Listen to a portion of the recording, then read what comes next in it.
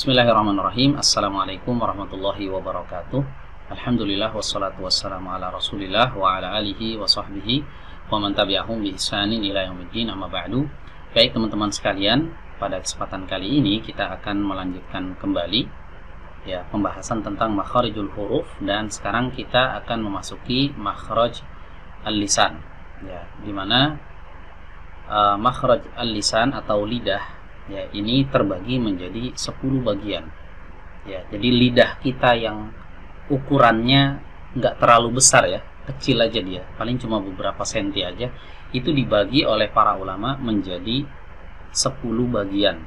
Masing-masing bagiannya ini di situ terdapat huruf-huruf hijaiyah, entah 1, 2 atau 3 huruf yang keluar dari sana.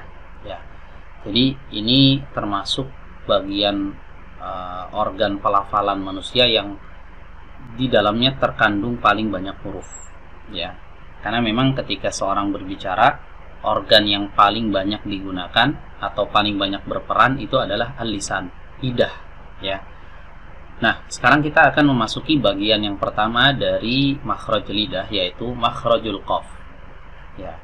Makhraj huruf qaf. Di mana makhraj huruf qaf ini tempat keluarnya. Baik, di sini dijelaskan tempat keluar dari huruf qaf adalah aqsal lisani ma'al hanakil lahmi. Pangkal lidah bertemu dengan langit-langit yang lunak. Al-lahm ini artinya daging. Jadi artinya langit-langit yang berupa daging, atau sering diistilahkan juga dengan langit-langit yang lunak. Perhatikan di sini teman-teman. Jadi ada 2 organ pelafalan yang berperan di sini. Pertama lidah, yang kedua adalah langit-langit, langit-langit atas. Bagian lidah yang mana yang berperan? Aqsa, bagian lidah yang paling jauh. Yang paling jauh maksudnya paling jauh dari mulut, dari bibir, dari luar. Berarti bagian yang paling jauhnya adalah ini, aqsa lisan, yaitu pangkal lidah. Di pangkal lidah dipertemukan dengan al-hanak al-lahmi, langit-langit yang berupa daging. Jadi kalau dikatakan langit-langit, itu dari sini sampai sini. Ini langit-langit teman-teman. Dari sini sampai sini itu langit-langit. Atau dari sini dari sini. Kalau ini kan sering kita menyebutnya istilahnya dengan gusi daging yang ada di dekat gigi itu kan gusi. Paling di atas gusinya, mulai dari sini sampai sini. Nah, ini disebut dengan al-hanak atau langit-langit. Jadi makhraj huruf qaf itu ada di pangkal lidah bertemu dengan langit-langit yang daging. Jadi di sini teman-teman. Pangkal lidahnya naik. Pangkal lidahnya naik dan menempel ke langit-langit atas. Ingat, langit-langit yang daging, bukan yang keras ini, bukan yang tulang. Karena langit-langit ini ada 2 bagian, ada yang keras dan ada yang lunak. Nah, untuk qaf itu sendiri itu ada di langit-langit yang lunak. Nah, ini kalau kita paham ini, insya Allah salah satu kesalahan yang sering kali terjadi ketika kita mengucapkan huruf qaf itu akan hilang. Misalnya banyak orang yang mengucapkan huruf qaf itu masih mengandung sifat hams, masih ada aliran udaranya. Kho, nah bocor, ada aliran udaranya. Ini salah. Kenapa? Karena posisi makhrajnya ini masih belum tepat.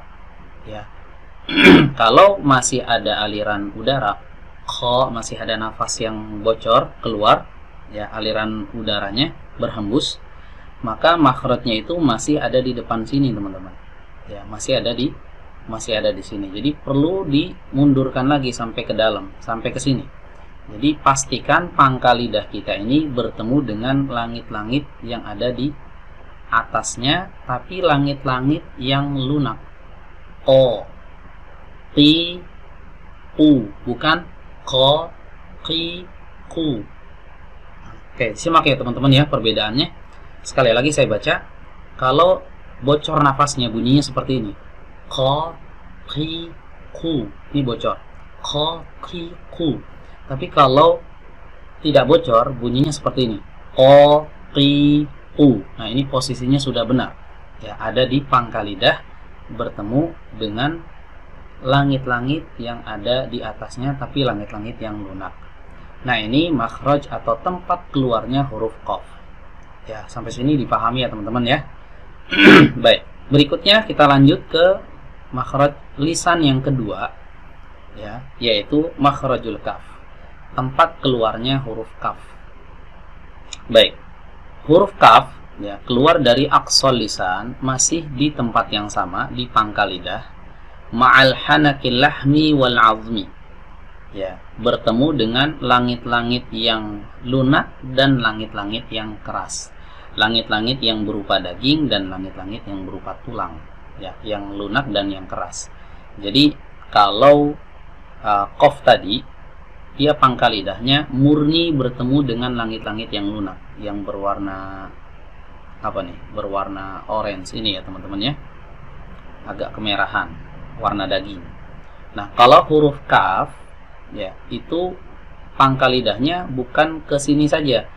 Jadi di situ ada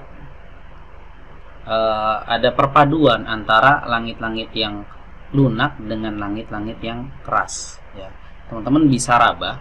Ya, kalau memang mau tahu, teman-teman raba. Ketika kita meraba memasukkan jari kita ke sini, ini akan keras ya, terasa. Kita tekan ke atas, ini terasa keras.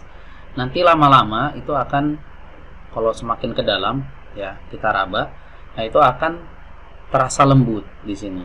Nah, huruf kaf itu pangkal lidahnya ditempelkan ke pertemuan ya antara langit-langit yang lembut dengan langit-langit yang keras, langit-langit yang lunak dengan langit-langit yang keras.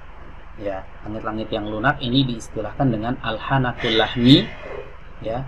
Lahm itu artinya daging, langit-langit yang berupa daging. Adapun langit-langit yang keras ini disebut dengan al-hanakul azmi. Al-azm itu artinya tulang. Ya, jadi dia nggak ada dagingnya di dalamnya, ini tulang keras, kalau kita tekan itu keras. Nah, jadi ingat-ingat ya teman-teman ya, kaf itu posisinya ada di sini. Ya, makanya huruf kaf itu cara membacanya itu nggak boleh terlalu dalam. Qa, ya, lakum, linukum, itu terlalu dalam. Ya, majukan lagi, ya, majukan lagi sampai benar-benar kita yakin pangkal lidahnya ini menempel di pertemuan antara langit-langit yang keras dan langit-langit yang lunak. Ka, ki, ku, bak, bik, buk, ada hamsnya. Nanti akan kita pelajari terkait masalah sifat huruf ya. Sekarang yang penting kita tahu tempat keluar huruf itu dari mana. Ya, setelah kita mengetahui dan menguasai tempat keluar tiap huruf yang ada 28 ini, kan huruf hijaiyah totalnya ada 28, kalau ditambah alif jadi 29. Nah, kalau kita kuasai ini, baru nanti kita naik ke step berikutnya mempelajari tentang sifatul huruf. Ya, jadi seperti itu ya teman-teman ya. Ini perbedaan antara huruf qaf dan huruf kaf. Jadi, ia sama-sama di pangkal lidah. Huruf qaf itu di pangkal lidah, huruf kaf juga di pangkal lidah. Cuma bedanya pangkal lidah bertemu dengan apa? Nah, ini yang membedakan. Huruf qaf pangkal lidahnya bertemu dengan langit-langit yang lunak. Adapun huruf kaf pangkal lidahnya bertemu dengan langit-langit yang lunak dan langit-langit yang keras. Ya, itu bedanya teman-teman. Baik, mungkin kita cukupkan sampai di sini. Kurang lebihnya mohon maaf. Akhirul kalam. Wassalamualaikum warahmatullahi wabarakatuh.